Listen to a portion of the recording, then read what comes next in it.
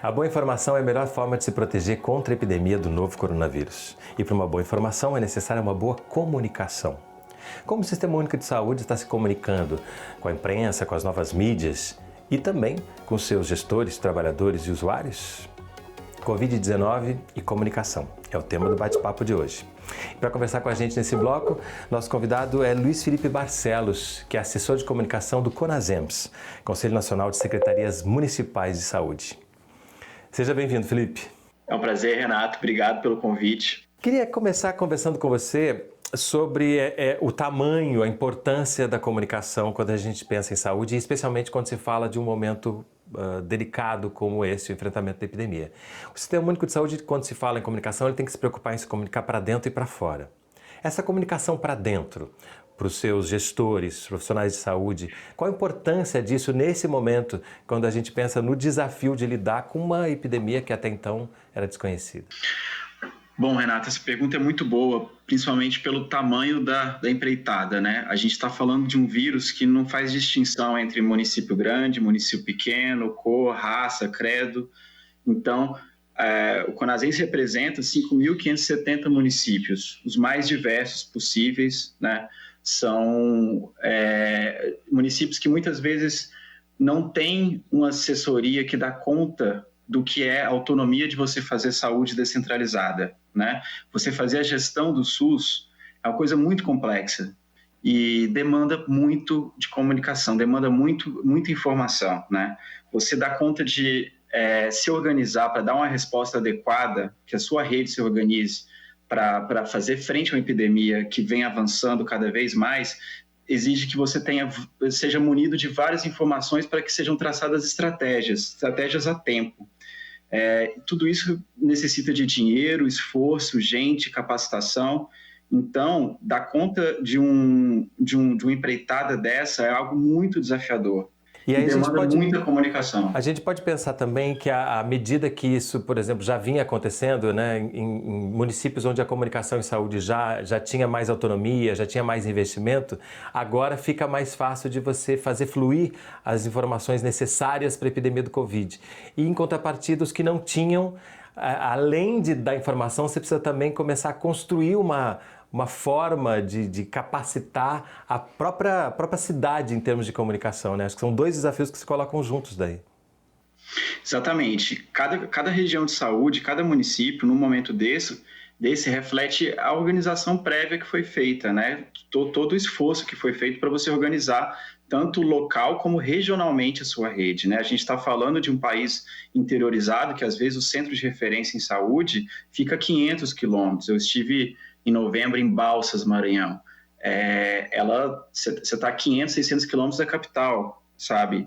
E então você organizar a sua rede num momento desse, com tantas diversidades, como você falou, você às vezes tem municípios que conseguem se organizar por si próprio, por exemplo, Belo Horizonte, que já tem uma história de organização do SUS, mas outros que estão mais distantes, que não têm profissional de saúde que consiga atender, né? Muitas vezes você tem até o recurso, mas você não consegue achar gente que realmente esteja na linha de frente. E tudo isso você precisa de comunicação. A gente criou várias estratégias para que o nosso público inicial, e sempre foi e sempre será, o gestor de saúde. Mas nesse momento a gente tem que falar para as equipes de saúde, você tem que falar para a população, né? Você tem que mandar uma mensagem que seja única, né? Você tem que o que é mais desafiador ainda para a gente, dar uma informação técnica de uma forma que esses 5.570 vão entender, né, que você consiga montar seu plano de contingência, que você consiga fazer frente, mas para isso você tem que saber de normas, leis, portarias, protocolos.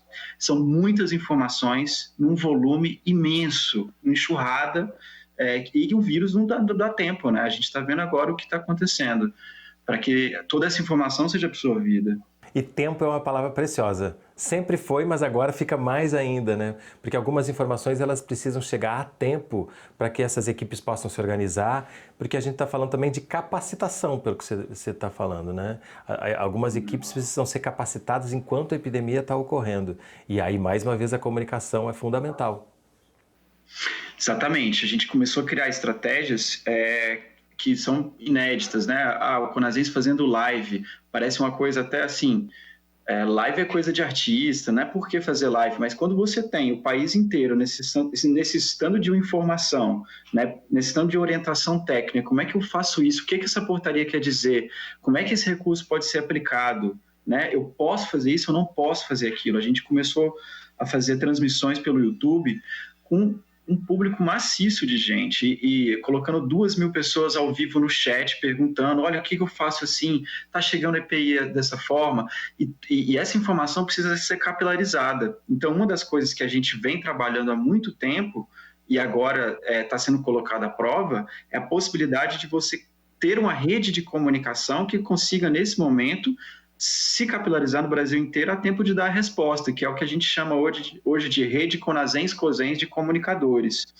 O CONASENS trabalha em rede, junto com os COSENS, os Conselhos e Secretarias Municipais de Saúde de cada estado, e a gente trabalha que essa informação seja qualificada a partir dos COSENS, porque essa informação ela sai, às vezes, do CONASENS, aqui da gestão central em Brasília, mas ela precisa ser decodificada. Aí que entra a questão de você precisar da comunicação efetiva. Eu preciso que aquela mensagem seja dada no Amazonas, às vezes por rádio, né, no Acre, ela pode ser transformada de várias formas. Eu preciso que a mensagem seja dada, mas ela nunca vai ser a mesma nos 5.570 municípios do país. Porque você já falou na diversidade, aí ela entra tanto a diversidade quanto a desigualdade. Agora você citou o rádio, antes você tinha falado na live. Então a gente percebe que todas as formas de comunicação estão envolvidas quando você tem que fazer uma comunicação a tempo e a hora para uma emergência como essa, né? Existe dinamicidade. Eu sou um comunicador que vi várias mudanças na comunicação desde que eu comecei a atuar, principalmente na questão da comunicação em saúde. Enfrentei já o Zika vírus, a epidemia de dengue que a gente enfrenta há 30 anos, tudo isso me faz ter desafios diários de como é que eu consigo tratar essa mensagem que às vezes é tão clara e tão simples como agora, que a gente precisa se isolar, que é a única forma como a gente tem para combater o vírus agora. Como é que eu consigo convencer, como é que eu consigo dizer essas coisas? E para isso eu não posso ter preconceito em relação aos canais. Eu devo usar das lives, das rádios, do texto, do jornal impresso, do jornal mural, do que for necessário. Eu digo que uma das principais ferramentas de comunicação que eu trabalho com essa rede hoje é o WhatsApp. A comunicação, a rede de saúde do SUS, ela é feita em grupos e grupos e grupos de trabalhadores, de gestores, de COSENS, de comunicadores. Então, assim, a gente tem uma estratégia real de WhatsApp. E a gente vê que essa estratégia funciona em vários meios, em vários intuitos. E por que não a gente se utilizar dessas estratégias para dar conta de mandar mensagem, explicar como você faz uma atenção básica efetiva, como é que você consegue um recurso que seja benéfico para o seu município, como é que você aplica um plano de contingência de forma regionalizada, qual é a sua região de saúde, qual é o seu apoiador. O CONASENS também trabalha com apoiadores regionais, então a gestão sempre tem esse apoio que faz com que esse vácuo, às vezes, de comunicação, que é um vácuo, como você falou, social, né, assistencial, seja minimizado através das ferramentas de comunicação. E aí permite também que você ouça, né, que você receba demandas, que você consiga, em tempo real, digamos, também entender o que é mais eficaz, o que é mais necessário em cada região. Porque aí se dá a comunicação, né? Por isso que é bom a gente falar, a gente está falando de informação, mas a gente está falando de comunicação também, né? E essa comunicação pressupõe que você vá saber, vai ter um retorno do que você está falando para poder continuar o diálogo, né? A gente chama de uma comunicação todos. Eu não conseguiria fazer produtos de comunicação que fossem eficazes se eu não estivesse falando a língua de quem eu estou tentando me comunicar. Então, eu preciso desse feedback constante. Um exemplo é as reuniões que eu faço semanal com esses pontos de apoio nos COSENS, a rede COSENS de comunicadores. Toda semana a gente se reúne na sexta-feira para fazer uma prospecção da próxima semana, as campanhas que a gente vai trabalhar. A gente está com uma campanha no Instagram muito interessante agora que chama #o SUS que fazemos. Então, os municípios do país inteiro, a gente escuta muito assim, não está se organizando, só vê a notícia das mortes. só vê a notícia do vírus se espalhando, mas às vezes tem muito município traçando estratégias interessantes, fazendo mecanismos que podem ser eficazes para outros municípios. Isso tem que ser trazido à tona. Então, a gente, por meio de Instagram, por rede social, de uma forma informal até, a gente tem municípios do país inteiro, tem postado o Conasens, postado o Cosens no Instagram, o seu Cosens do seu estado, e colocado o SUS que fazemos aqui, trabalha o ACS fazendo isolamento social na barreira sanitária, na entrada da cidade, trabalha com EPI-X. Então, essa troca é muito importante. As pessoas, mais do que nunca, precisam se comunicar. E elas estão num momento que elas estão em evidência. As pessoas estão indo para a janela bater palma para o SUS. Eu nunca achei que eu veria isso. Isso é emocionante. E é nesse momento que a gente tem que trazer, eu acho, a grandeza disso tudo, sabe? A grandeza de você ter um sistema público por direito na Constituição para todos, sabe? E isso faz a gente ter vontade de trabalhar. E a diferença que isso faz para um país, ter um sistema organizado, capilarizado, né? Um sistema que tem uma complexidade para dar conta dessa diversidade. Que bom que, infelizmente, a partir de uma epidemia como essa conscientização está aumentando na população, porque a gente precisa aplaudir e lutar pelo SUS. Uma grande parceira sua, a Ana Valéria, ela vai ser entrevistada do próximo bloco. Eu sei que vocês trabalham bastante em parceria, né, com o laboratório dela, do NB. O que você perguntaria para ela? Que questão você traria para a Ana Valéria para a gente abrir o bloco seguinte? Eu colocaria para a Valéria a importância, o que ela acha sobre a importância de se trabalhar com base na ciência, uma comunicação calcada na ciência no momento atual. A gente tem lutado contra as fake news, né? Em que o fato hoje é questionado a todo momento como se fosse uma questão apenas de opinião. Então, eu acho que a academia, a ciência, tem um papel essencial nesse momento. Eu queria saber como que a Valéria acha que a ciência dialoga com a comunicação em saúde no momento atual. Tá ótimo. Será feita a pergunta. Luiz Felipe, brigadíssimo pela presença aqui conosco.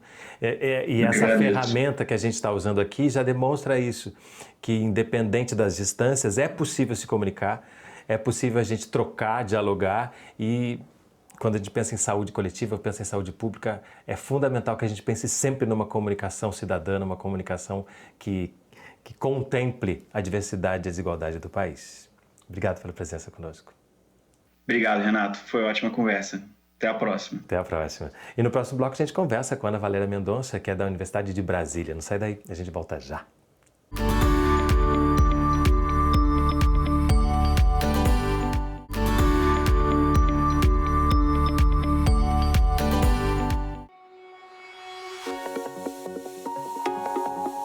Bate-Papo na Saúde está de volta falando sobre Covid-19 e comunicação. Nesse bloco, nossa convidada é Valéria Mendonça, que é coordenadora do Laboratório de Educação e Informação e Comunicação em Saúde e professora do Departamento de Saúde Coletiva da UNB, Universidade de Brasília. Seja bem-vinda, Valéria. Muito obrigada, eu agradeço o convite tão gentil de vocês. No bloco anterior, a gente conversou com o Luiz Felipe, do Conasens, e ele nos deu um panorama do que é fazer comunicação em tempos de Covid-19 para dentro do sistema, né? A necessidade de dar uma boa informação para os gestores, para os trabalhadores, de construir uma rede para que isso aconteça, lidando com as diversidades e com as dificuldades de cada região, de cada município. E no final do bloco ele deixou uma pergunta para você, que seria: qual, no seu ponto de vista, a importância de uma comunicação baseada na ciência num momento em que muitas opiniões aparecem como verdade e que muitas fake news são disseminadas de uma forma às vezes incontrolável e acabam levando inclusive a comportamentos que não são nada positivos em tempos de epidemia? Eu fico muito feliz com a provocação do Luiz Felipe. Antes de respondê-lo e a todos os seus telespectadores, eu quero parabenizar o trabalho que o Luiz Felipe tem feito frente à comunicação do Conasens e na coordenação da rede Cosens de comunicadores em saúde. Acho que é um bravo, não só ele no Conasens, mas o CONAS também. São duas representações nacionais que nós temos que têm feito um trabalho brilhante, apesar de todas as dificuldades e desajustes dos processos. E quando você me traz essa pergunta do Luiz, eu fico muito feliz, porque é uma provocação que me deixa sempre mais inquieta. A comunicação, ela é baseada em evidências. Ela sempre foi. O que acontece é que muitas vezes, no afã da resposta rápida de uma mídia diária mais tradicional, que entra em nossas casas, deixa desapercebido de quem recebe essa informação, como ela é construída. As evidências não só partem da fonte confiável, da busca da melhor informação e dos lados que ela possui para que possa chegar às pessoas com maior fidedignidade, mas do lado de cá, onde nós nos colocamos hoje, da academia, a comunicação ela é e sempre foi baseada em evidências. Por que eu me refiro a isso? Não só porque nós nos valemos de pesquisas anteriores, dados epidemiológicos, escutas de narrativas, sejam dados quantitativos ou qualitativos, mas porque a informação, a educação e comunicação, quando aplicadas a eu costumo sempre aplicá-la à promoção da saúde e prevenção das doenças, é a chamada comunicação promotora de saúde, ela tem que vir de forma correta, transparente, fidedigna, que a população se subsidie de questões que sejam confiáveis. Quando eu falo confiáveis, é um princípio que em qualquer lugar do mundo reduz consideravelmente a possibilidade de que tenhamos cada vez mais desinformações e fake news. Ou seja, só para concluir, quando nós temos uma comunicação cientificamente baseada, nós temos aí a condição de que a população, numa ciência cidadã, se abasteça de questões que ela pode ter confiabilidade. Nesse sentido, pegando duas questões que você falou, né? A relação da confiança e a relação do tempo. A necessidade de um tempo rápido de informação, porque a demanda cresceu muito, especialmente em termos de epidemia. O olhar para o SUS ficou mais agudo, mais evidente, e isso tem um lado muito bom. E a outra questão é em relação a como se comunicar. O Luiz Felipe falou do WhatsApp, como os grupos de WhatsApp servem nesse momento para que essa rapidez e esse diálogo possa acontecer com mais eficácia. Mas o mesmo WhatsApp também é um lugar onde as fake news se disseminam com muita velocidade. Então a gente vê aí a mesma ferramenta podendo ser usada para a gente ter informações mais confiáveis e ao mesmo tempo para ter uma desinformação também com muita eficácia. Você está correto, mas eu quero também trazer uma preocupação. O WhatsApp, ele é uma ferramenta tecnológica maravilhosa. Se nós formos em algumas plataformas de pesquisa e de acompanhamento constante das tecnologias, o We Are Social, por exemplo, é um site que traz todo o balanço anual do avanço, da penetração das mídias sociais, da internet e das tecnologias no mundo e no Brasil. Para você ter ideia, nos últimos recortes que nós fizemos na semana passada, o Brasil hoje está liderando com o WhatsApp na penetração dessas informações rápidas, mediadas por tecnologias. Ao mesmo tempo, é uma das populações que aparece como maior percentualmente preocupada com o avanço dessa desinformação. E eu vou dizer por quê. O WhatsApp, ele é um proliferador de ambientes, entre aspas, confiáveis. E aí onde é que entra a minha preocupação? Ele é eficiente, ele é rápido, mas em ambientes onde você tem sua família, seu grupo de amigos, um grupo do seu trabalho, que vocês costumam manter informações rápidas, existe um fator importantíssimo que se chama confiança. Você participa daquele grupo porque você confia nas pessoas que estão ali. E por confiar, você se permite receber, comentar e difundir sem a preocupação de checar. Porque você vai discutir com que um irmão seu que trabalha em tal lugar disse que aquilo é importante, que aquilo é verdade, ele nem sequer checou. Ou seja, é um ciclo vicioso, não é virtuoso, de proliferação de informação frágil, sem confiabilidade. Quando é checada, leva tempo. Mas só que nós corremos contra o tempo. Nós estamos numa vida tecnológica que diz que nós temos que saber de tudo em tempo real. E se não soubermos, alguém nos questiona num grupo de WhatsApp. Você não sabe ainda? E aqui começa a incomodar. Você ainda não estava sabendo disso? Tem pergunta pior. Então, a pessoa, para responder a essa dinâmica temporal, ela se permite não checar, ela nem lê. Porque como nós estamos cada vez mais visuais, a leitura é supérflua. Nesse sentido, nós estamos dando vazão a uma série de grupos. Nós temos um grupo aqui, parceiro do nosso laboratório, junto à Faculdade de Tecnologia da Engenharia de Software, Gama, aqui em Brasília, que acompanha grupos de WhatsApp, que difundem desinformação. E alguns deles, nós temos um parâmetro de onde eles estão no país, mas só um pequeno grupo no Distrito Federal, de 800 pessoas, 800 grupos difundem aproximadamente 400 mil mensagens ciclo para 15 mil pessoas em uma semana. Isso é um absurdo. Isso é muito perigoso. E isso parte dessas questões de confiabilidade num ambiente onde a comunicação violenta é permitida e ainda é validada.